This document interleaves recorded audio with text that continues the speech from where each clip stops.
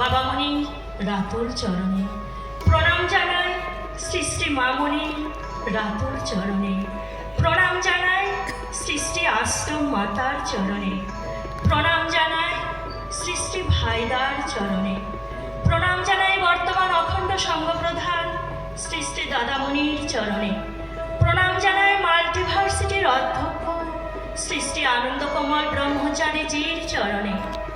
উপস্থিত সকলকে সশ্রদ্ধ জয়গুরু জানিয়ে আজকের তাৎক্ষণিক বক্তৃতায় আমার জন্য যে অংশটি নির্বাচিত সেটি শ্রী শ্রী স্বামী স্বরূপানন্দ অর্থাৎ বাবামণি। প্রাণের ঠাকুর শ্রী শ্রী বাবামণি বাংলাদেশে চাঁদপুর শহরের নিকট বনেদি ব্রাহ্মণ পরিবারে জন্মগ্রহণ করেছে।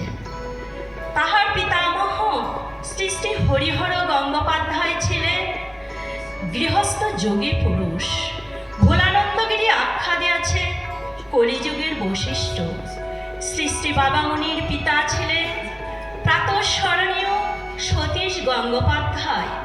তিনি ছিলেন কবি।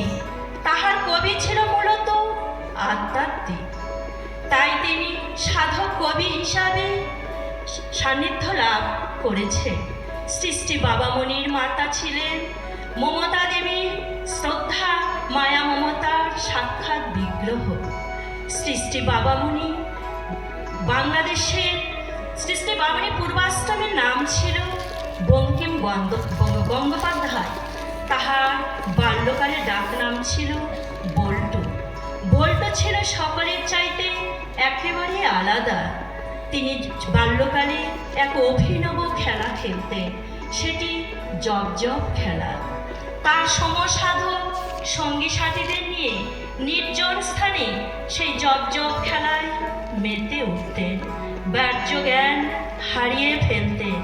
সকল সমসাধকেরা সূর্য ডুবে সন্ধ্যা হয়ে যেত, একে একে সবাই গৃহে ফিরে যেত। শ্রী শ্রী বাবামণি কোনো হুঁশই পেতেন না। মশার কামড়ে পুরোটা শরীর লাল লাল হয়ে যেত, কোনো টেরই পেতেন না। তাদের বাড়ির বিশ্বস্ত ভৃত্য শ্রী শ্রী ভরত সিং কতদিন যে শ্রী শ্রী বাবামণিকে শিয়ালের গর্ত থেকে, বাঁশঝাড়ের তলা থেকে উদ্ধার করেছেন তারই অত্যা নাই। শ্রী শ্রী বাবামণি বাংলাদেশে চাঁদপুর শহরে জুবলি হাই স্কুলে পড়াশোনা করেন। হাই স্কুলের পাঠ সমাপ্ত করিয়া কলেজে ভর্তি হন। বাল্যকাল থেকেই তিনি ছিলেন জগৎমঙ্গল সংকল্পের রত। পোশাকে শিক্ষা দীক্ষায় তিনি কি রত থাকতে পারেন?